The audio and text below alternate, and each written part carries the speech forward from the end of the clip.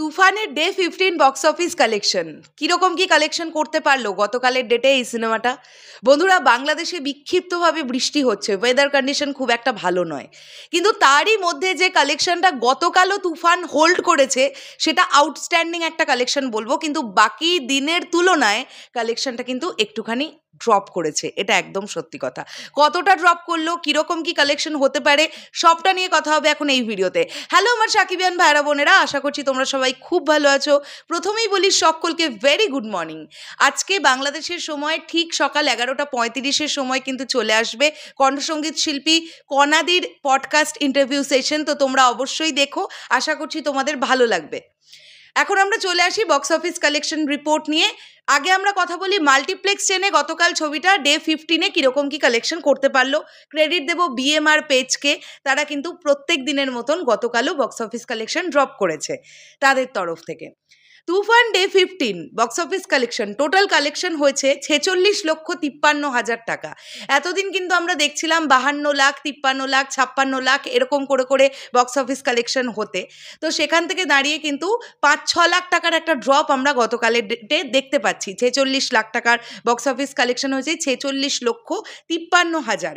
এবারে কোথায় কোথায় কীরকম কী কালেকশন হয়েছে দেখি। আজ বৃষ্টিবিঘ্নিত দিনে এসে প্রথমবারের মতো তুফানের কালেকশনে বিগত দিনগুলোর তুলনায় কিছুটা ড্রপ দেখা গেল। আজ স্টার সিনেপ্লেক্সের 7টি ব্রাঞ্চে চলা 48টি শোয়ের মধ্যে হাউসফুল ছিল 22টি, অলমোস্ট ফুল ছিল 4টি।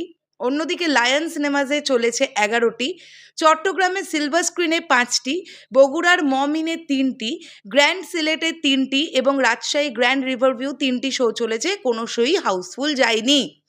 তো আমরা টোটাল যদি এবার দেখি, টোটাল এই যে 15টা দিনে তুফানের মাল্টিপ্লেক্স চেনের গ্রস কালেকশন কিন্তু 8,82,00,000 টাকা, অলমোস্ট 9 কোটির দিকে এবারে কিন্তু ছবিটা যাচ্ছে গ্রস কালেকশন। ঠিক আছে, এটা কিন্তু আউটস্ট্যান্ডিং একটা কালেকশন আমরা বলতে পারি। এইবারে আমরা আসি সিঙ্গেল স্ক্রিনে কি অবস্থা।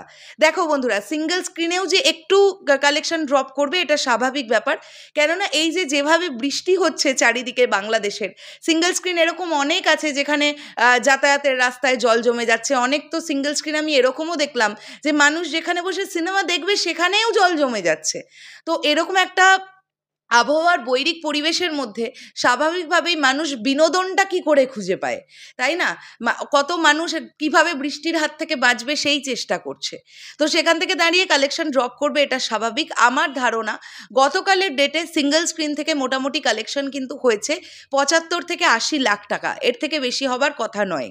যদি তাই হয় তাহলে গতকালের ডেটে তুফানের বক্স অফিস কালেকশন হয়েছে মোটামুটি 1,20,00,000 টাকা মতন, এটা আমি গ্রস কালেকশন বলছি। যদি আমি নেট কালেকশন বলি তাহলে এটা আমার ধারণা গতকাল নেট কালেকশন করতে পেরেছে এই ছবিটা 1 কোটি টাকা ধারে কাছে, 1 কোটি টাকা ধারে কাছে। হতে পারে 90-95 লাখ টাকার নেট কালেকশন হয়েছে একটা, এটাও হতে পারে। তাহলে যদি তাই হয় তাহলে কিন্তু 32 কোটি টাকা প্লাস গ্রস কালেকশন হয়ে গেল প্রথম 15 দিনে তুফানের। এটাও কিন্তু একটা আউটস্ট্যান্ডিং অ্যান্ড অ্যামেজিং কালেকশন, এটা অবশ্যই মানতে হবে। এবং এই বৃষ্টি বাদলা একটুখানি থামুক, তারপরে আবার ছুটির দিনটা আসুক, শুক্রবার শনিবার আবার কালেকশনে একটা বড় সড়ো জাম্প নেবে, এটা ডেফিনেটলি হবে, এই বিশ্বাস আমরা রাখছি। এবং ইন্টারন্যাশনাল মার্কেট থেকেও তুফান ছবিটা অত্যন্ত ভালো একটা পারফরমেন্স করছে। এমন নয় যে রিলিজের প্রথম দিন বা দ্বিতীয় দিনই কেবলমাত্র লোকজন গেছে, তারপরে আর কোনো লোকজন দেখতে পাওয়া যাচ্ছে না। যারা দেখছে তারা কনস্ট্যান্ট কিছু মানুষদের বলছে এবং তারাও কিন্তু যাচ্ছে। তো ইন্টারন্যাশনাল মার্কেটেও কিন্তু তুফানের বিজনেস বেশ ভালো লেভেলের হচ্ছে, এটা বলতে পারি। শেষ করলাম ভিডিওটা, দেখা হচ্ছে আবার খুব শিগগিরই নতুন কোনো ভিডিও নিয়ে। তোমাদের কি বক্তব্য পুরো বিষয়টাকে নিয়ে অবশ্যই কমেন্ট করে জানিও। তাহলে এখনের জন্যে টাটা।